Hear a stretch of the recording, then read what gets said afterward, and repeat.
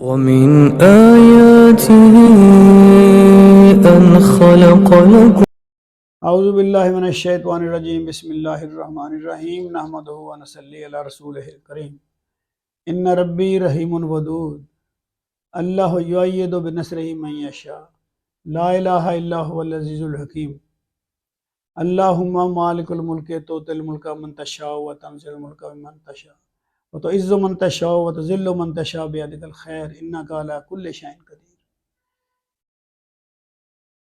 اب ہم آسمان کے بارے میں بات کا آغاز کرتے ہیں، یعنی یہ اس کی دوسری قسط ہے۔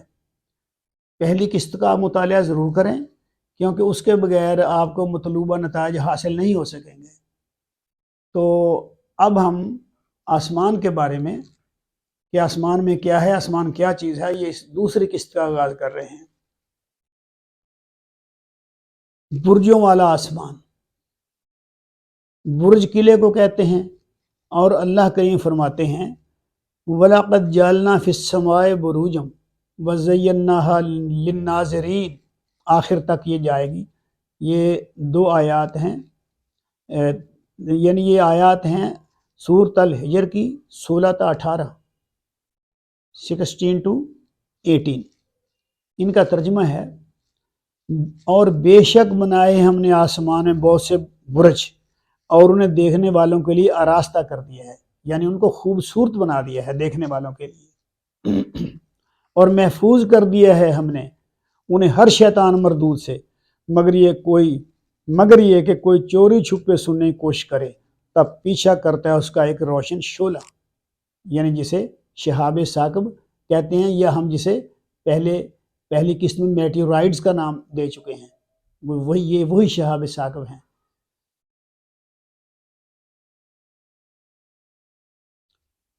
سورۃ البروج میں بھی ذکر ہے، اللہ پاک نے سورۃ البروج میں فرمایا ہے وَالسَّمَاءِ ذَاتِ الْبُرُوجِ، قسم ہے برجوں والے آسمان کی۔ برج کا معنی قلعہ ہے، قلعے کو برج کہتے ہیں۔ قسم ہے برجوں والے آسمان کی، آسمان میں ایسے، اب برج کیا ہے، قلعہ کیا ہے؟ آسمان میں ضرور ایسے طبقات ہوں گے جو نظر نہ آنے والی سرحدوں کے ساتھ ایک دوسرے سے جڑے ہوئے ہیں، لیکن ایک طبق سے دوسرے طبق میں جانا مشکل ہے، یعنی ایک طبق سے ہم دوسرے طبق میں نہیں جا سکتے، کوئی چیز نہیں جا سکتی۔ وہاں اللہ نے ایسی سرحدیں بنائی ہوئی ہیں، ایسی باڑ لگا دی ہے، ایسی رکاوٹیں ڈال دی ہیں کہ ایک برج سے دوسرے برج میں یعنی نہیں جا سکتے ہیں ایسے طبق سے۔ ان میں اللہ نے روشن تارے بھی رکھے ہیں جن سے رات کے وقت آسمان بہت خوبصورت لگتا ہے۔ اب آسمان میں شیاطین کی کیا سرگرمی ہیں، شیطان کیا کرتے ہیں آسمان میں، کیونکہ یہ اللہ نے اس مخلوق کو، جنات کو، شیاطین کو بہت طاقت دی ہے، اور شیطان کو تو مہلت بھی دی ہوئی ہے قیامت تک۔ تو پھر ان کی سرگرمیاں جو ہیں وہ شیطانی سرگرمیاں ہوتی ہیں۔ تو یہ کیا کرتے ہیں؟ سورۃ الحجر میں جو شیاطین کا جو ذکر ہوا ہے وہ بیان ہو چکا ہے۔ سورۃ الجن آیات 8 اور 9 میں اس طرح فرمایا گیا ہے۔ سورۃ الجن میں ترجمہ: ہم نے ٹٹولا آسمان کو تو پایا اسے کہ وہ بھرا پڑا ہے مضبوط پہرے داروں سے اور شعلوں سے، اور یہ کہ ہم بیٹھا کرتے تھے آسمان میں سن گن لینے کی جگہوں پر، لیکن اب سننے کی جو کوشش کرتا ہے تو اپنے لیے ایک شہاب ثاقب پاتا ہے، یعنی وہ انگارہ جو ہے وہ شہاب ثاقب اس کے پیچھے لگ جاتا ہے اس کو بگانے کے لیے۔ سورۃ الصافات میں اس طرح فرمایا گیا ہے، ترجمہ: ہم نے آراستہ کیا آسمان دنیا کو تاروں سے اور محفوظ کر دیا اس کو ہر سرکش شیطان سے، یہ ملائے اعلیٰ کی باتیں نہیں سن سکتے، اور بھگانے کے لیے ہر طرف سے مارے اور ہانکے جاتے ہیں، یعنی انہی شہاب ثاقب کے ذریعے سے ان کو مارا اور ہانکا جاتا ہے، بھگا دیا جاتا ہے شیطانوں کو۔ یہ باتیں سننے کے لیے جاتے ہیں اوپر، ان کے لیے ہمیشہ رہنے والا عذاب ہے، مگر یہ کہ اچکلے کوئی اڑتی ہوئی بات تو پیچھا کرتا ہے اس کا ایک چمکتا ہوا انگارہ۔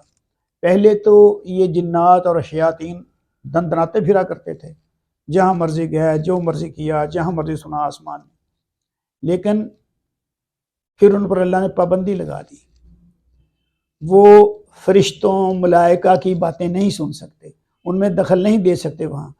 तो अल्लाह पाक फरमाते हैं अब अगर कोई चोरी छुपे ये कोशिश करता है कि जाके उनकी बातें सुन ले, तो फौरन उसके पीछे एक अंगारा लग जाता है, शहाब साक उसके पीछे लग जाता है। ये जो हम कहते हैं रात को एक सितारा टूटा है जी, लकीर सी पड़ जाती है, वो शहाब साक भी होता है, वो उन शयातीन को मार कर भगाने के लिए होता है। तो अब उनका वहाँ जाना बंद हो चुका है, क्योंकि उनको सज़ा मिलती है, उधर वो अब जाने से डरते हैं। उनके लिए हमेशा रहने वाला अजाब है, मगर ये कि उछले कोई उड़ती हुई बात तो पीछा करता है उसका एक चमकता हुआ अंगारा। यानी अगर कोई चोरी छुपे से कोई बात सुन भी लेना तो उसके पीछे लग जाता है, उसको भगाने के लिए, मारने के लिए एक अंगारा अल्लाह पाक ने जो लगाया है वो उनके पीछे लग जाता है।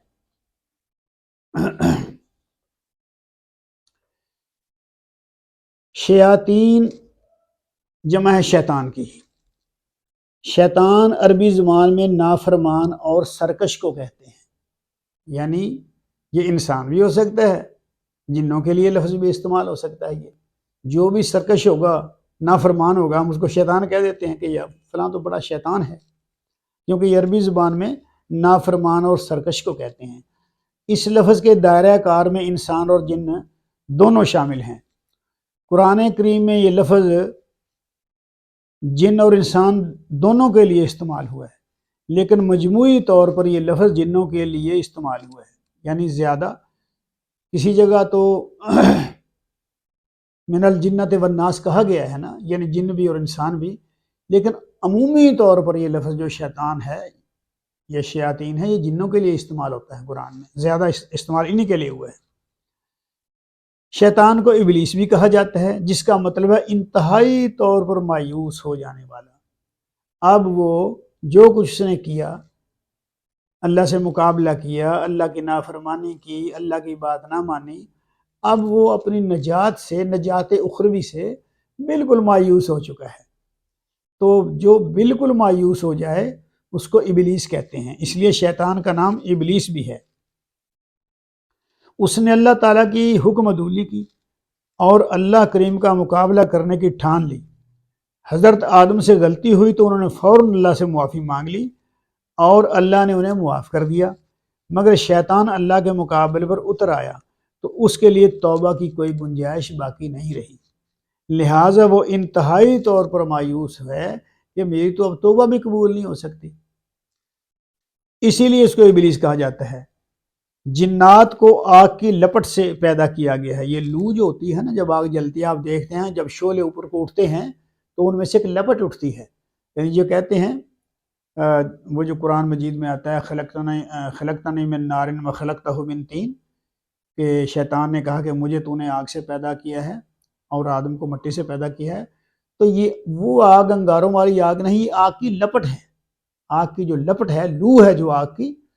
अब देखो ना, वो अगर अंगारा हो, आग हो जलती हुई, वो तो काफ़ी देर बुझने के बाद भी रहती है, लेकिन लपट का पता नहीं चलता। लपट ख़त्म हुई तो पता नहीं कहाँ जाती है, यानी आनन फानन गायब हो जाती है। तो शैतान को उस लपट से बनाया, आग की लपट से बनाया गया है। शरारत और सरकशी उसकी सरिश्त में शामिल है। जिन्नात का एक ग्रोह पैगम्बर इस्लाम पर ईमान ले आया था, उनका तज़किरा सूरत अल जिन में मिलता है।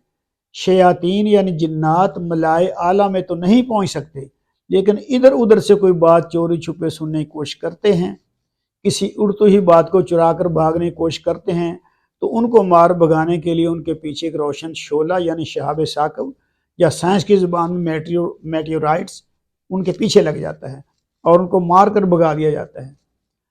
अल्लाह करीम ने जिन्नों को बेलगाम नहीं छोड़ा कि जहाँ जी चाहे दंदनाते फिरें। पाबंदी लग गई उन पर, पाबंद कर दिया गया उनको। पहले तो ऐसा था जहाँ मर्जी हो जाते थे। तो रसूल पाक की बात के बाद उन पे पाबंदी लग गई, उनको पाबंद कर दिया गया कि वो हर जगह नहीं जा सकते। इंसान की तरह ये भी कायनात में कैद किए गए हैं, جس طرح انسان اس دنیا میں قید ہے، یہ بھی قید ہیں۔ اب ہم اس دنیا کے کناروں کو پھاڑ کر تو نہیں جا سکتے۔ اگر ہم چاہیں وَلَا تَنْفُذُونَ إِلَّا بِسُلْطَان، اگر کوئی جائے گا اوپر زمین کی حدوں کو پھاڑ کر جائے گا تو وہ کسی طاقت کے ذریعے جائے گا، الا بسلطان، ہاں طاقت ہونی چاہیے اس کے لیے۔ جس طرح کہ آج کل خلائی دور میں خلائی جہاز بن گئے ہیں، یہ جاتے ہیں اوپر، یہی تو سلطان ہے، یہی دلیل ہے۔ سلطان کا مطلب دلیل ہوتی ہے۔ تو جس طرح ہم اس دنیا میں قید ہیں، شیاطین بھی اس کائنات میں قید ہیں۔ ان کے بس کی بات نہیں کہ اللہ کی مقرر کردہ حدود و قیود کو توڑ کر اپنی منمانیاں کرتے رہیں۔ مخلوق کسی قسم کی بھی ہو، وہ خالق کے رحم و کرم اور کنٹرول میں ہوتی ہے۔ ہر مشین اپنے بنانے والے کے بنائے ہوئے اصولوں کے مطابق چلتی ہے۔ گاڑی بنانے والا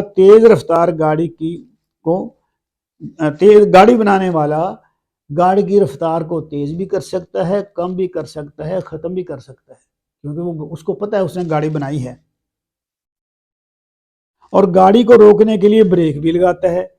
اسی طرح خالق کائنات نے اس کائنات کے چلنے کے لیے کچھ اصول و ضوابط بنائے ہیں، اور اس میں رہنے والے ہر فرد کو انہی قوانین کے مطابق چلنا پڑتا ہے۔ اگر ان قوانین کے مطابق نہیں چلیں گے تو نقصان اٹھائیں گے۔ بغیر ستونوں کے آسمان، ایک اور چیز اللہ پاک نے فرمائی، سورۃ الرعد میں فرمان خدا ہے کہ اللہ وہ ہے جس نے آسمان کو بغیر ستونوں کو بلند کیا۔ اب دیکھو دنیا میں کوئی بڑی سے بڑی چھت بھی ہو، بغیر ستونوں کے نہیں ہوتی۔ چھت ٹھہر ہی نہیں سکتی ستونوں کے بغیر، کچھ نہ کچھ اس کو یعنی کہ چاہیے، اس کے نیچے کچھ نہ کچھ سپورٹ چاہیے، پھر ہی وہ چھت کھڑی ہوتی ہے۔ لیکن اللہ پاک ایک ایسی عظیم ہستی ہیں کہ جس نے آسمان کی چھت کو بغیر ستونوں کے بنا دیا ہے۔ لیکن اللہ کریم وہ کاریگر ہیں جس نے آسمانوں کو بلند کرنے کے لیے کوئی سپورٹ نہیں لگائی۔ یہ اللہ کریم کی کاریگری کا کمال ہے۔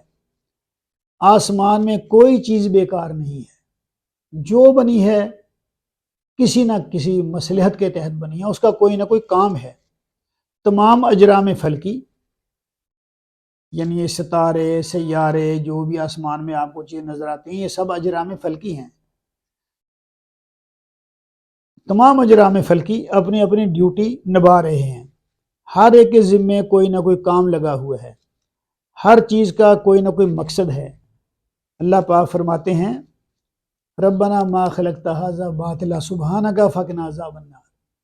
اے اللہ، تو نے کوئی چیز بیکار نہیں بنائی، ما خلقت ھذا باطلا، کوئی چیز بھی بیکار نہیں بنی ہے۔ ارشاد باری تعالیٰ ہے،